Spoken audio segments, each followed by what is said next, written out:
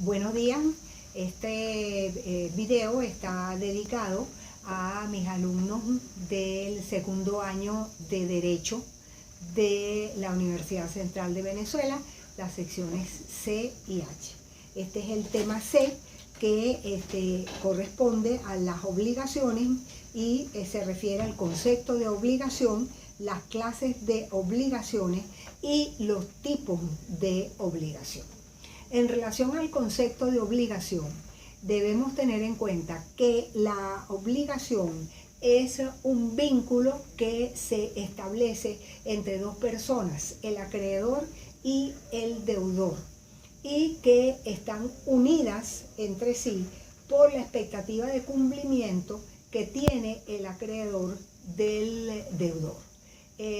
La obligación, el deudor debe observar una conducta respecto al acreedor y el acreedor tiene la expectativa de cumplimiento de esa obligación. ¿Quiénes son las partes? Surgen perfectamente del concepto. En primer lugar, el acreedor y el deudor, que puede ser múltiple, pueden ser varios acreedores, varios deudores o varios acreedores y varios deudores. Aparte de eso, el vínculo, que ya vimos que es la expectativa de cumplimiento que los une, y por último la prestación, que es un dar, hacer o entregar una cosa.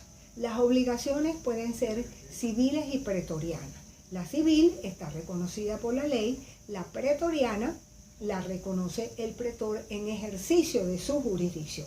Pero existe una tercera categoría que son las obligaciones naturales, que las obligaciones naturales son aquellas que no tienen una acción, no hay un mecanismo para hacer efectivo su cumplimiento. ¿Cuáles son esas obligaciones naturales?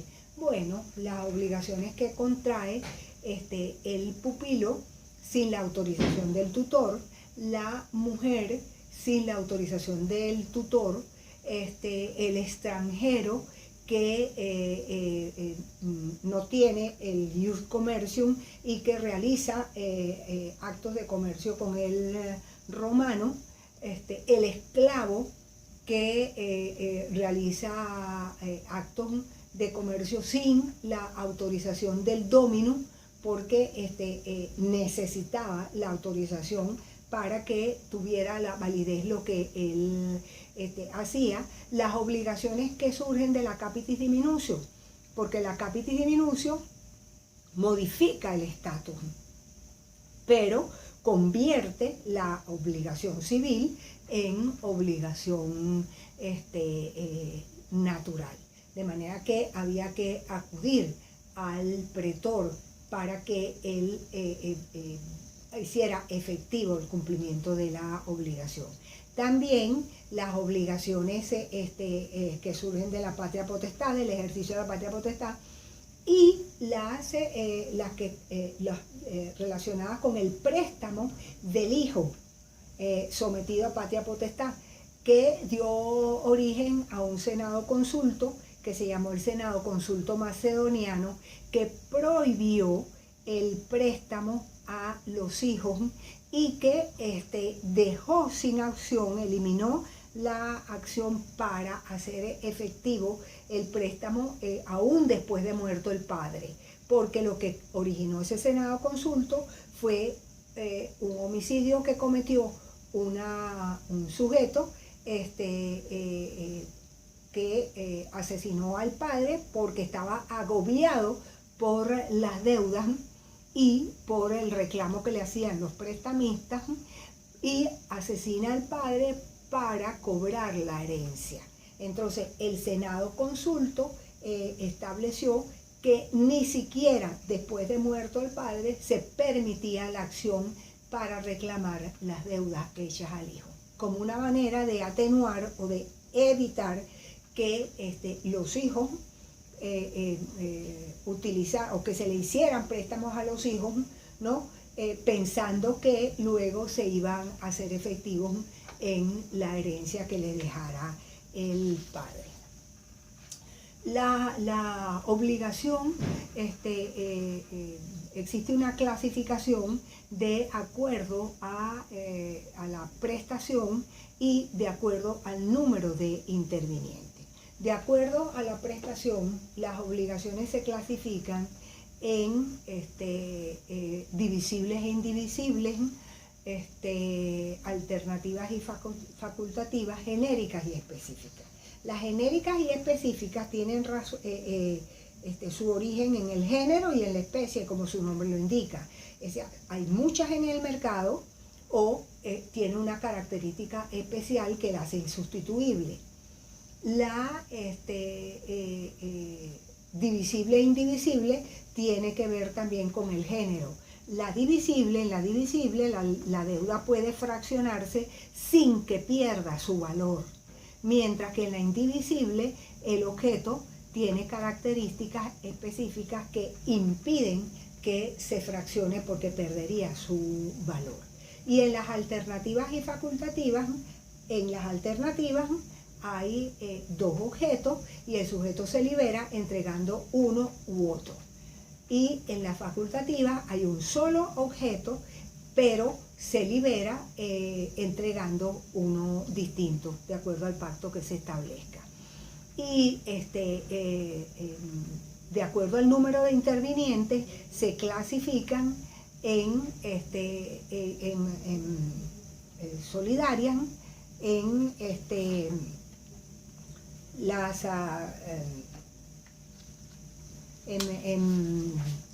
solidarias, en cumulativas, en ambulatorias y una categoría en virtud de cuando existen varios deudores y varios acreedores o varios acreedores que la deuda se fracciona, corresponde a la deuda divisible, cuando es divisible, que se fracciona y se reparte, se distribuye entre varios de los deudores.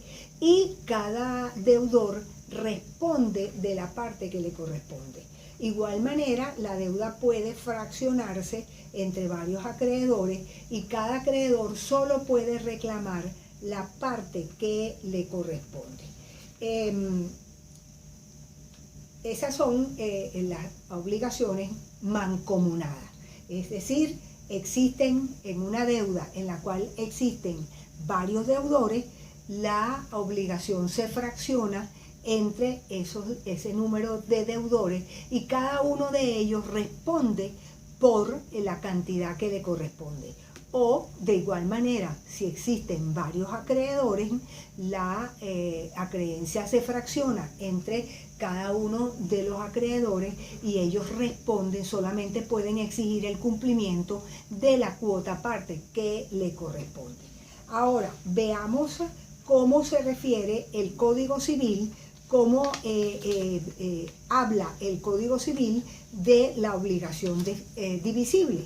Y al respecto, el artículo 1250 del Código Civil define la obligación divisible, aquella que tiene por objeto un hecho indivisible, la constitución o la transmisión de un derecho no susceptible de división. Fíjense que el concepto es exactamente el mismo al cual se refería el derecho romano. Y la solidaria, las obligaciones solidarias son aquellas en las cuales existe varios deudores, pero cada uno responde por el todo. Y de la misma manera, si existen varios acreedores, solamente ellos cobran el todo, es decir, la deuda no se fracciona. Hasta aquí dejemos la clasificación. En el próximo segmento terminaremos con la clasificación de las deudas por el número de intervinientes.